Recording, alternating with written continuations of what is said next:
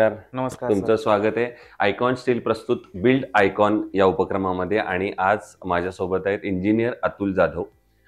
त्यांची खासियत म्हणली तर मागच्या 7-8 वर्षांपासून ते या क्षेत्रामध्ये काम करत आहेत.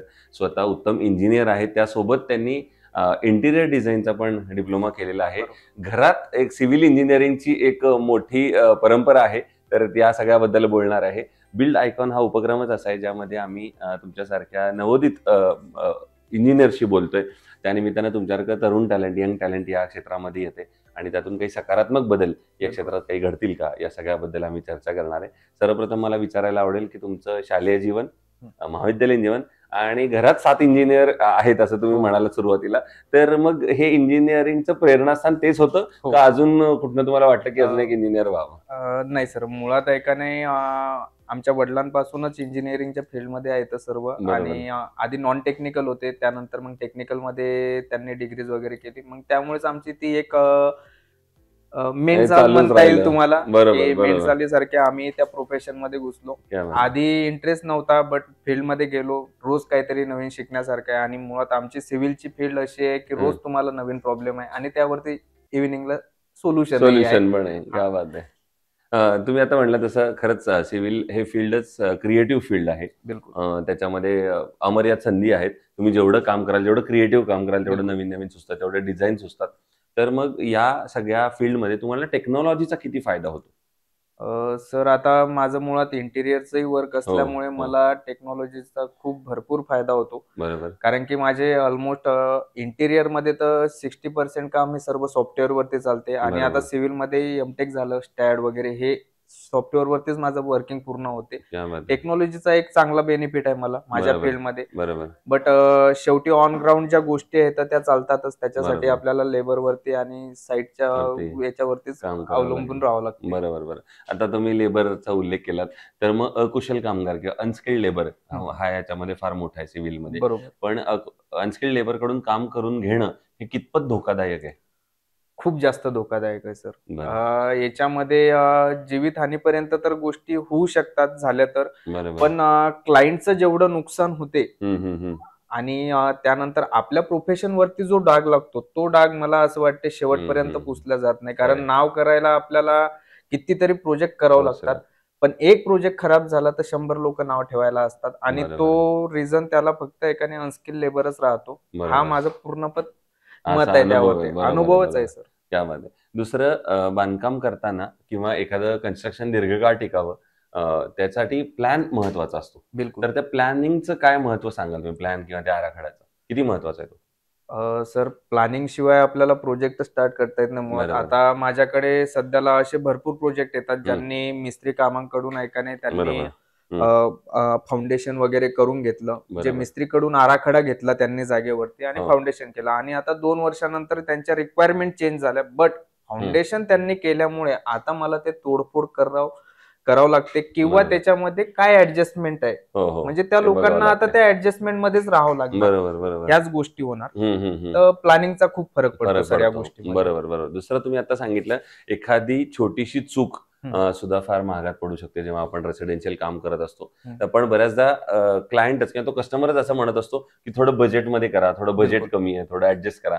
तर अशा वेळेला लो कॉस्ट हाऊसिंग किंवा अफोर्डेबल हाऊसिंग करताना तुम्ही काय महत्वाच्या टिप्स सांगाल की जिथं आपण कॉस्ट सेव्ह करू शकतो? सर, मुळात तर ज्या भागामध्ये मी वर्किंग करतो, आमच्या इकडे लो कॉस्टचा संबंधच येत नाही. असा क्लायंट एवढा त्याबद्दल अवेअर नाही की आपण लो कॉस्ट मध्ये सिंपल लिव्हिंग मध्येही आपला चांगला प्रोजेक्ट होऊ शकते आणि त्यामध्ये आपण वर्किंग करू शकतो.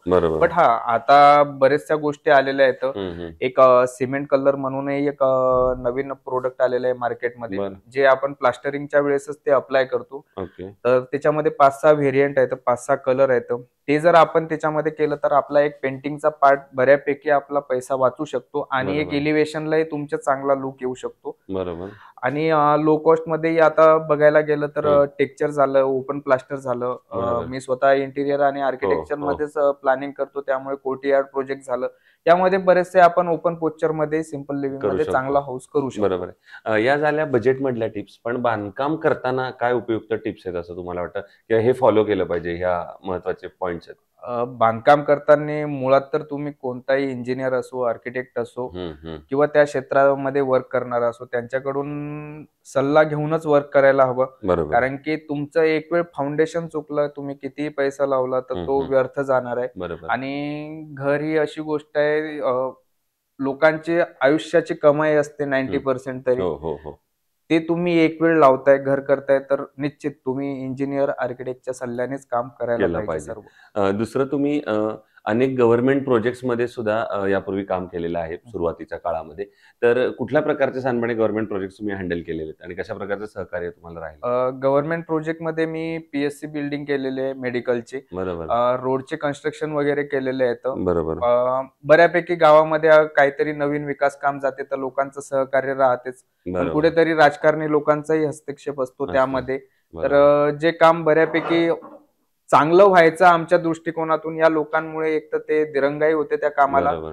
किंवा मग कुठेतरी एका नाही याच लोकांमुळे थोडंसं कामाच्या क्वालिटीमध्ये फरक फरक पडतो. पडतो. बरोबर, बरोबर. दुसरं तुम्ही असं सांगितलं, की मगाशी तुम्ही स्वतः इंजिनिअर आहात. आता तुम्ही सांगितलं आर्किटेक्टचा डिप्लोमा सुद्धा इंटिरियरचा बरोबर. डिप्लोमा केलेला आहे.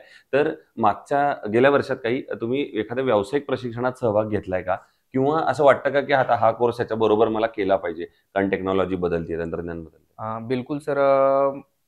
मला असं माझं म्हणणं आहे, की तुम्ही कोणत्याही क्षेत्रामध्ये काम करा, तुम्हाला अपडेट राहणं गरजेचं आहे. बरोबर. काळानुसार आमचे इंटिरियरमध्ये दरवर्षी 6 महिन्याला, 3 महिन्याला हं. एक्सपो राहतात इंटिरियरचे. मी तिथे आवर्जून भेट देतो. बरोबर. सिव्हिल रिगार्डिंगही बरेचसे प्रोजेक्ट होतात. हं. एसी चा अकोल्याला प्रोजेक्ट होतो.